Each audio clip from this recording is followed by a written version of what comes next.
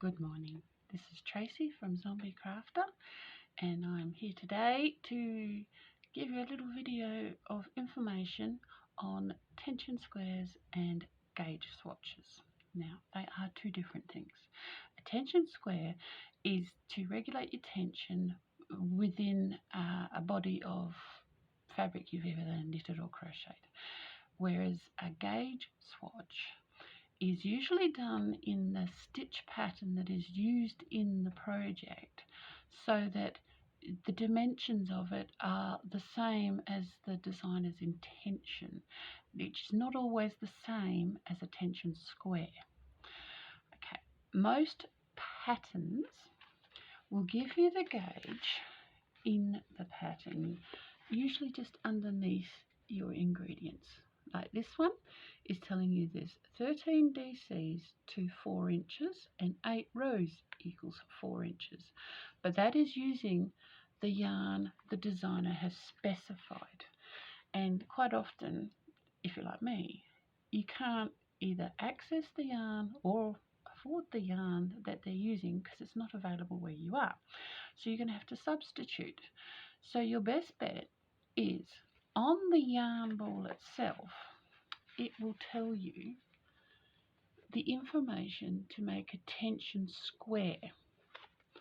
Okay, so if you can find online maybe from the brand what their tension square is, then you can use it on your ball of yarn, the information to get it the same or as close as you can get. Most tension squares are done in 4-inch square examples. What I use is this. I have made it myself. Just cut that out of this paper and put it in a sleeve. So when I make a tension square, I can just lay it on top, and if I can see the edges, if I can see them a lot, it's too small, so I need to go up a needle size, or if I can only just see them, it's usually all right to go.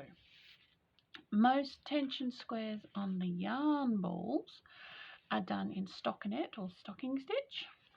And for example, this is Mandala. Their one is in knitting, 3.75 needles for 22 stitches for 30 rows. Yes.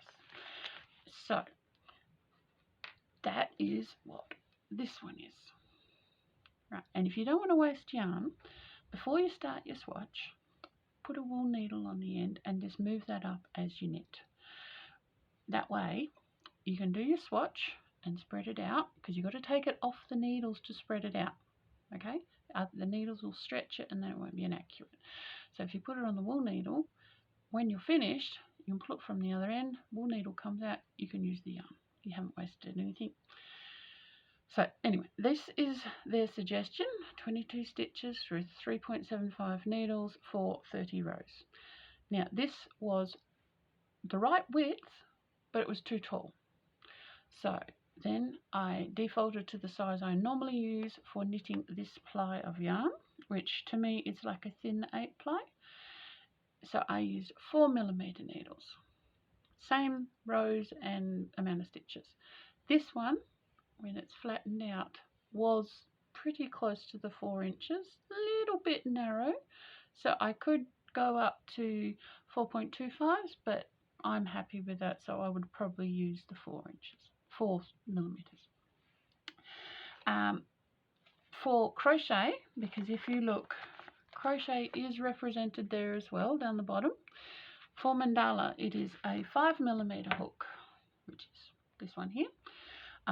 I was surprised. I normally use 4s, but I tried the 5 and it worked out exactly right. Okay, this is done for, what was it? Blah, blah, blah. 16 stitches for 20 rows, and it made a perfect 4-inch square. And this is single crochet or double crochet if you use UK terminology. This, of course, is my own opinion. You can do what you think. You do not need to block a tension square. You may need to block a gauge swatch because some stitches have different tensions horizontally to vertically, so you may need to lightly block them just to see whether you're correct. But I don't, usually with acrylics, I don't usually bother for the swatch. I do for the finished item, but that's a whole nother argument with other people.